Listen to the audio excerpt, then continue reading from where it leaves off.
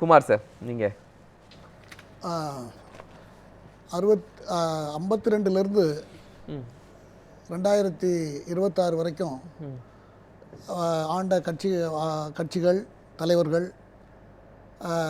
அவர்களுடைய செயல்பாடுகள் இதையெல்லாம் விட மாறுபட்ட முறையில் திரு விஜய் அவர்கள் சினிமா துறையிலிருந்து வந்து மக்களுடைய அபரிமிதமான அன்பையும் ஆதரவையும் பெற்று சிறுவர்கள் முதல் பெரியவர்கள் வரை அவருக்கு ஓட்டளித்து அவருடைய வேட்பாளர் யார் என்றே அவருக்கு தெரியாத நிலையில் ஒவ்வொரு தொகுதியிலும் வாக்களித்த வாக்காளர்களுக்கு கூட தன்னுடைய வேட்பாளர் யார் விசில்களை கொண்டு போட்டு வந்து அப்படி இவர் ஜெயித்திருக்கிறார்.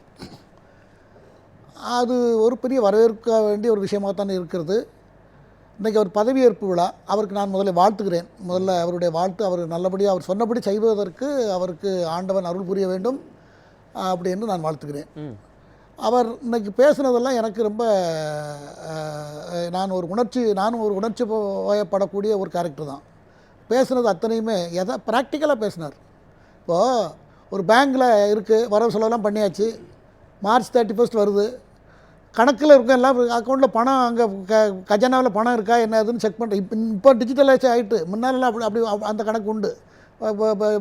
பெரிய கேஷியர்லாம் பணத்தை ரொட்டேட் பண்ணுறது, அதுக்கப்புறம் மார்ச் 31 வந்தால் ஓடிட்டு அலைஞ்சு பணத்தை புரட்டி அங்கே வைக்கணுமே, ஆடிட்டிங் வருமே அப்படின்னு அலைகிறது போல் இவர் கடந்த ஆட்சி முறையில் ஏற்பட்ட 5 லட்சம் கோடி கடன் வாங்கியிருக்கார். வருது ரொம்ப அப்நார்மல்.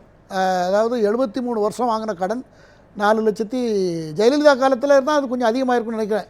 கலைஞர் காலத்தில் 1.25, அப்புறம் ஜெயலலிதா காலத்தில் 2.5, அப்புறம் திரு எடப்பாடி பழனிசாமி 4.65.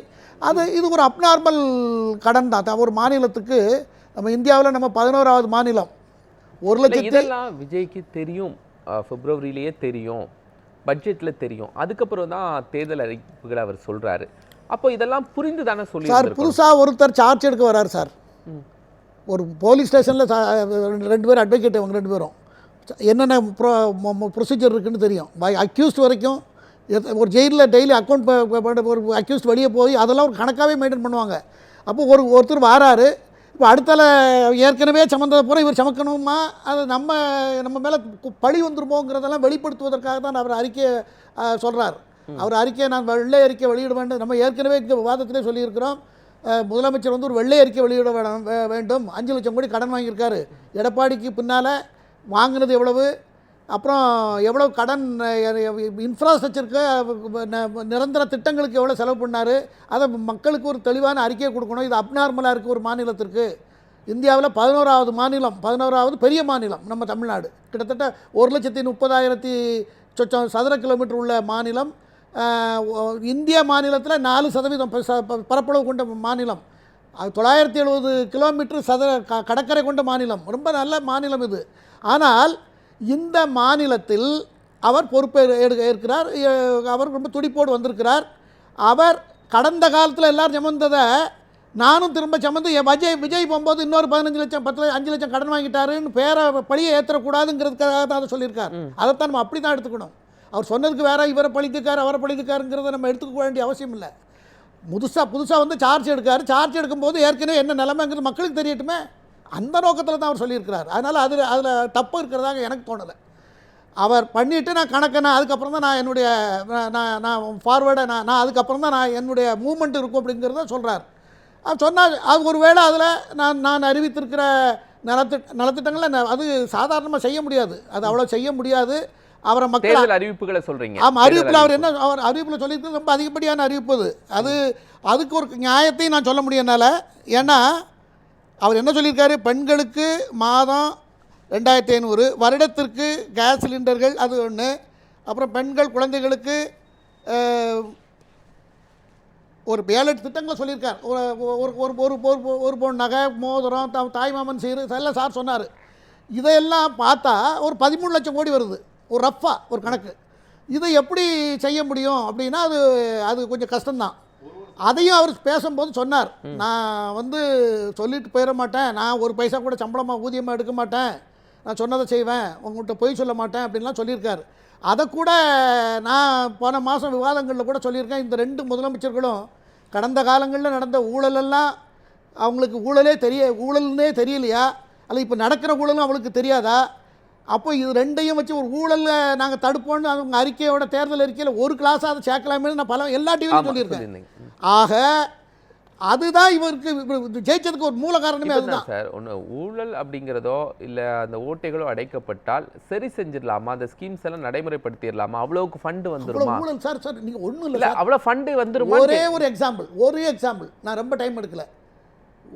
திருவான்மியூர் டு முத்தண்டி, சேலத்தில் ஒரு சேலம், திண்டுக்கல், மதுரை மாவட்டம், இப்படி சிவகங்கை, இந்த மாதிரி இடங்களில் சேர்த்து ஒரு 80 குறுக்கு சாலைகளுக்கு 2000 கோடி திட்ட ஒதுக்கீடு செய்து இப்போ தேர்தல் அறிவிப்புக்கு ஒரு மாதத்துக்கு முன்னால் செய்து அதற்கு ஒரு 3-4 கம்பெனிகள், பெரிய கம்பெனிகள் கான்ட்ராக்ட் போட்டு, கிளாஸ் 1 கான்ட்ராக்டர் டெண்டர் போட்டு அதில் ஒரு கம்பெனி 1968 கோடி ரூபாய்க்கு கொடுத்துருக்கிறது, இன்னொரு கம்பெனி 1200 கோடி ரூபாய்க்கு கொடுத்துருக்கிறது, இன்னொரு கம்பெனி 1300 கோடி ரூபாய்க்கு கொடுத்துருக்கிறது, ஒதுக்கியிருக்கிறது. அந்த 1300 கோடி ரூபாய் எடுத்துருக்கிறது நம்ம 30-40 வருஷமாக ஃபீல்டில் எந்த கம்ப்ளைண்ட் இல்லாமல் நல்ல குட்வில் கம்பெனி. ஆனால் 1968 கோடிக்கு எடுத்த கம்பெனி, டெண்டர் போட்ட கம்பெனி, கேரளாவில் ப்ராப்ளம், மத்திய பிரதேசில் ப்ராப்ளம், கோர்ட்டில் கேஸ் நடந்துட்டுருக்கு. அந்த கம்பெனிக்கு 1968 கோடி ரூபாய்க்கு இந்த அரசாங்கம் ஒதுக்கி இருக்கிறது. அந்த 1300 கோடி போட்ட ரூபா அவர் கோர்ட்டுக்கு போகிறாரு. கோர்ட்டில் ரெண்டையும் விசாரிச்சுட்டு அந்த டெண்டரே ரத்து பண்ணுறாங்க. ஒரே டீலில் 700 கோடி, 40% 30% இல்லாமல் எந்த டீலும் பண்ணுறதுன்னு சொல்கிறீங்க. இல்லை சார், இல்லை இது ஒப்பந்தம் கொடுக்கறதுக்கு 40% பிற இடத்துல கான்ட்ராக்ட் ரோடு போடுறதுக்கு அதில் வேற கான்ட்ராக்ட் உள்ள வேற இருக்கு. சொல்றதுல 40-50% ஊழல்ல போயிருது. வேற என்ன ஊழல்ங்கிற ஊற்றுக்கண்ணை இவ ஐயா சொன்னது போல, திரு தமிழ்மணி அவர்கள் சொன்னது போல எல்லா பக்கத்திலும் இல்ல, அவர் அந்த ஒரு வேலையை செஞ்சா போதும். அதை செய்யறதே ஒரு நிமிஷம், அதை நடைமுறைப்படுத்துறது அவ்வளவு ஈஸி இல்ல. முடிச்சிடுறேன் சார், நான் இல்லை நடுக்கணத்தில் நின்றுட்டு இருக்கேன் நான் இப்போ. அதாவது ஊழல் சாதாரண விஷயம் இல்லை. எதுக்கு அரவிந்த் கெஜ்ரிவாலுக்கு எல்லாரும் ஓட்டு போட்டாங்க? எதுக்கு அவர் மூணு முறை இருந்தார்? அண்ணாமலை இப்போ பாஜக தலைவர் அண்ணா, எல்லா தலைவரும் வந்தாங்க, எல்லாரும் தான் பேசினாங்க. அண்ணாமலை அதை பற்றி பேசினார். அதை பற்றி பேசுகிறதுக்கு நான் முதல்ல பாயிண்ட்ஸ் எல்லாம் எடுத்து அவர்கிட்ட பேசணும்னு நானே தூண்டி விட்டுருக்கேன் அவரை நிறைய.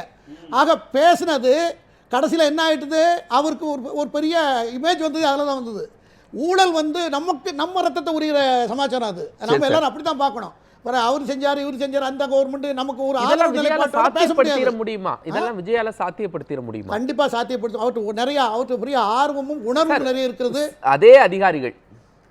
அதே அதிகாரிகளை வைத்து எப்படி இந்த மாற்றத்தை செஞ்சிட முடியும்? கடந்த ஆட்சியில் இந்த அதிகாரிகள் தானே இந்த ஆட்சியில் இருக்க போறாங்க. நான் சொல்றேன், சில அரசாங்க அலுவலகத்தில் பூரா கம்ப்ளைண்ட் பாக்ஸ் வைக்கணும்னு ரூல் இருக்கு. ஆனால் இப்போ வச்சிருக்காங்களா என்னன்னு தெரியாது. கம்ப்ளைண்ட் பாக்ஸ் எல்லா இடத்துலையும் வைக்கணும். அந்த ஆஃபீஸில் அதை பிரித்து பார்க்கக்கூடாது. நேரடியாக ஒரு துறையை அதை கண்காணித்து எல்லா கவர்மெண்ட் பொதுத்துறை நிறுவனங்கள், சென்ட்ரல் கவர்மெண்ட், ஸ்டேட் கவர்மெண்ட் அலுவலகங்களில் அதை போல் வைத்து ஸ்ட்ரிக்டாக இவர் அதை மட்டும் பார்த்தா போதும். ஊழல் தடுப்பை மட்டும் இவர் கண்காணித்தா போதும். மற்ற ஐஏஎஸ் அதிகாரிகள்கிட்ட என்ன ஏதுன்னு பார்த்துக்கிட்டா போதும். அவ்வளோ பணம் வந்துடும். அதை வச்சு தான் சரி பண்ணலாம். ஒரே அதிகாரிகள் தானே சார் அட்மினிஸ்ட்ரேஷனில்? அமைச்சர்கள் மாறிட்டாங்க, எம்எல்ஏக்கள் மாறிட்டாங்க, அதிகாரிகள் மாறலி. அவங்கள எப்படி செய்ய முடியும்? அதே பியூரோக்ராட்ஸ். இல்லை, நல்லவங்க இல்லைன்னு சொல்ல முடியாது. எல்லா இடத்துலையும் நல்லவங்க இருக்காங்க, கெட்டவங்க இருக்காங்க. எல்லா துறையிலையும் அரசியலையும் நல்லவங்க இருக்காங்க, பியூரோக்ராட்ஸ்லேயும் நல்லவங்க இருக்காங்க, கெட்டவங்க. எப்படி விஜய் ஐடென்டிஃபை பண்ணுவார்? ஆக இது அதை தெரியும். அவங்க ரெக்கார்டை பார்த்தாலே தெரியும். ரெக்கார்டை அதை ஸ்க்ரூட்னி பண்ணி நல்லவங்களை ஒரு டிஜிபி, ஒரு ஐஜி, ஒரு டிசி, ஒரு எஸ்பி, அப்புறம் கமிஷனர், இந்த மாதிரி ஆட்களை போலீஸ் டிபார்ட்மெண்ட்டில் டாப் லெவலில் இருக்கிறவங்கள முதல்ல தணிக்கை செய்து அவர்களை அந்தந்த பொறுப்பில் அமர்த்தணும். அதற்கு கீழே அதே போல் இந்த collectors, IAS officers, chief secretary, home secretary, இவங்களெல்லாம் எல்லாத்தையும் கூப்பிட்டு தனித்தனியாக பேசி சினிமாவில் நடந்த மாதிரி நடத்தணுங்க. அப்போ தான் பண்ண முடியும். சினிமாவில் எப்படி நடத்தினா மேஜிக்காக எல்லா முதல்வன் படம் பார்த்தீங்களா, அதை போலலாம் காரியங்களை இறங்கணும். இவங்களை தடுக்கணும்னா அந்த ஊழல்வாதிகளை, மக்களே ஊழலாக இருக்காங்க. மக்கள் ஊழல், மக்களை நிர்வாகம் பண்ணுற துறை ஊழல், அரசியல்வாதி ஊழல், இவ்வளோ ஊழல் வந்ததுனால நம்ம எல்லாம் சுமந்துக்கிட்டு இருக்கோம். ஆகையினால இதை தடுக்கணும்னா ஒரு மேஜிக்காக வேலை செய்யணும். ஆனால் அவருக்கு ஹி இஸ் குவாலிஃபைடு. அவர் இன்னைக்கு பேசும்போதே நான் கண்டுபிடிச்சிட்டேன். அவருக்கு என்னுடைய வாழ்த்துக்கள்.